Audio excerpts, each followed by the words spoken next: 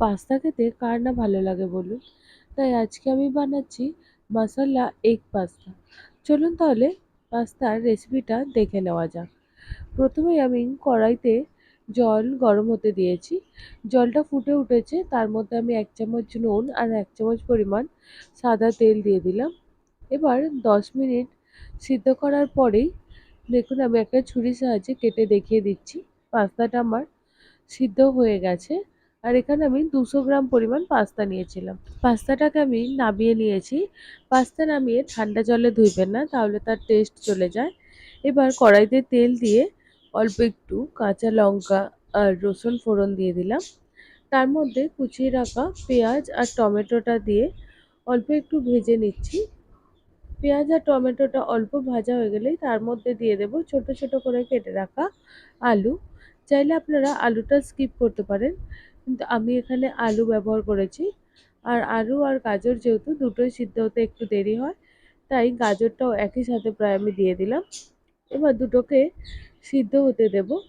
ঢাকনা খুলে দুটোই সিদ্ধ হয়ে গেছে। এখন এর মধ্যে আমি বিনস অ্যাড করে দিচ্ছি।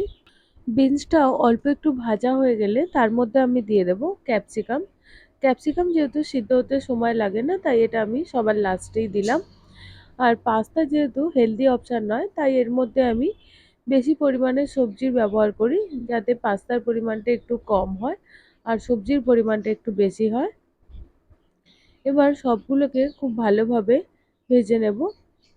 তবে সবজিতে আগে থেকে আমি কোনো নুন দিইনি, এখন আমি নুন অ্যাড করলাম। আর পুরো পাস্তাতেই যতটা পরিমাণ নুন লাগবে আমি সবটাই এখন দিয়ে দিলাম। সবজিগুলো এখন খুব ভালোভাবে সিদ্ধ হয়ে গেছে।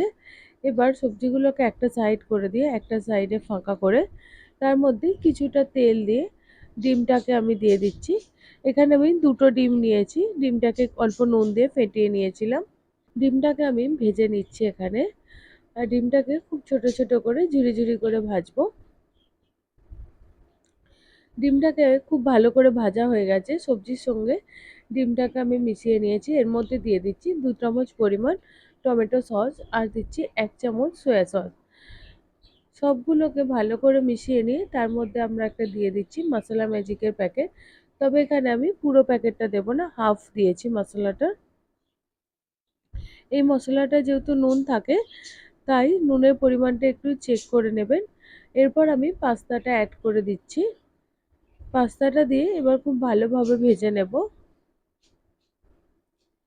আর পুরো রান্নাটাই মিডিয়াম ফ্লেমে করার চেষ্টা করবেন, নাহলে পাস্তাটা পুড়ে যায়, খেতে ভালো লাগে না, শক্ত শক্ত হয়ে যায়। পাস্তাটা খুব ভালো করে নেড়ে চেড়ে ভেজে নিলেই ব্যাস রেডি হয়ে যাবে এগ মশলা পাস্তা বা মশলা এগ পাস্তা। ভিডিওটি যদি ভালো লেগে থাকে তবে লাইক, কমেন্ট, শেয়ার এবং সাবস্ক্রাইব করতে ভুলবেন না। যারা ফেসবুক থেকে দেখছেন পেজটা ফলো করে দেবেন। বাই।